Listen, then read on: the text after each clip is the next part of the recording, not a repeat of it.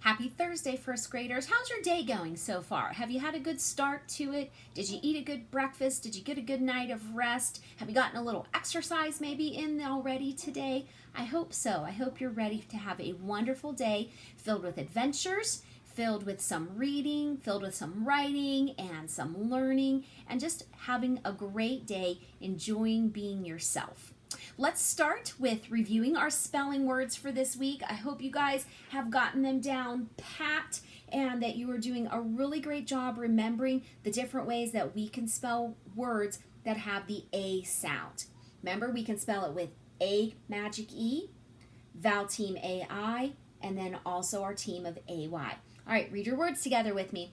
Classmate, gain, brainstorm, airplane, layer, playground, railway, and who.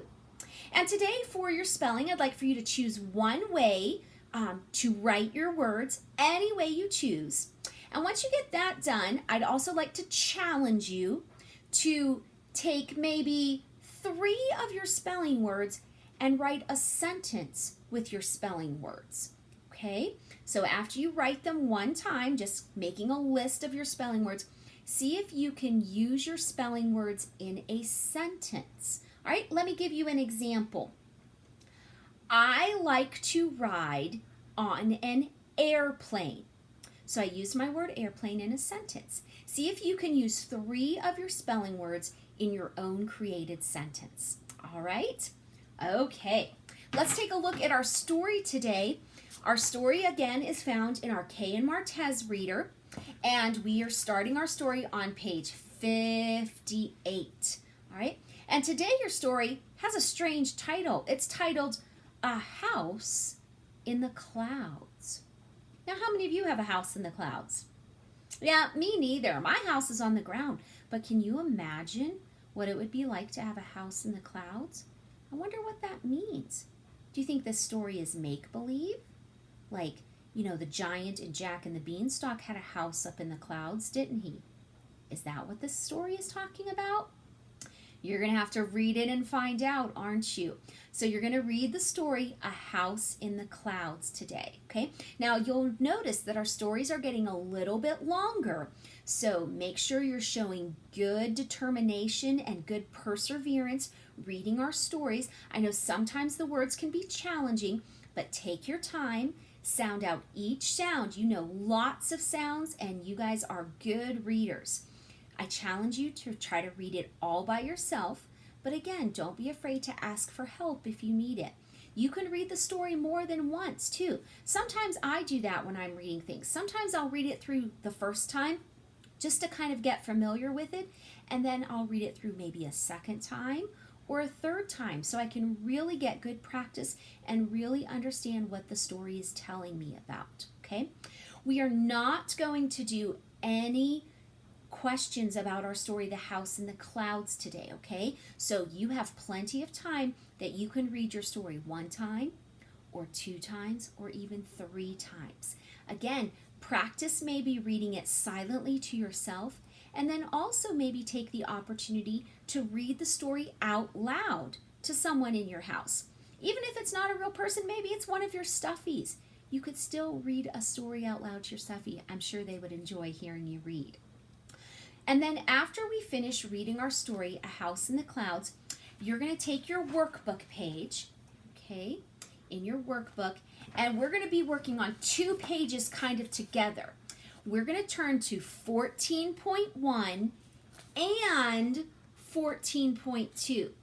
Now, you will need an adult probably, because these could be tricky, to help you tear out these pages, okay? You definitely want to tear out 14.2 because you're going to need to do some cutting, and it might be a little bit easier to go ahead and tear out 14.1. So we're working on the pages 14.1 and 14.2. Have an adult help you to tear them out if you need to, because sometimes these pages can rip easily and we don't want to tear our pages, okay? Once you have, especially 14.2 torn out, you're going to cut out the boxes. Now, remember, do not cut off the little picture. You want to keep the picture with each sentence. So when you cut out around each long rectangular box, cut out the whole rectangular box. Don't cut off the picture part. Keep the picture part with the words, okay? So your first step is to cut out all 5 of the pictures and sentences together. Once you have those strips cut out, you're going to go back to 14.1, and what you're doing is these are the steps that tell you how to plant seeds. If you want to grow something, if you want to grow some kind of plant or a vegetable or a flower. And so you're going to put the steps in order. Because remember, when we do things, no matter what it is, we have a particular order, don't we? If we don't do things in the right order, it doesn't come out correctly. And so this is giving you practice of putting a sequence in order, of putting things in order step by step. And this particular example is how to plant a seed. Now you can do a sequence of steps for anything. You could do a sequence of steps like for how to bake a cake. That's exactly what recipes are. They are following step-by-step instructions, and that's what you are putting together.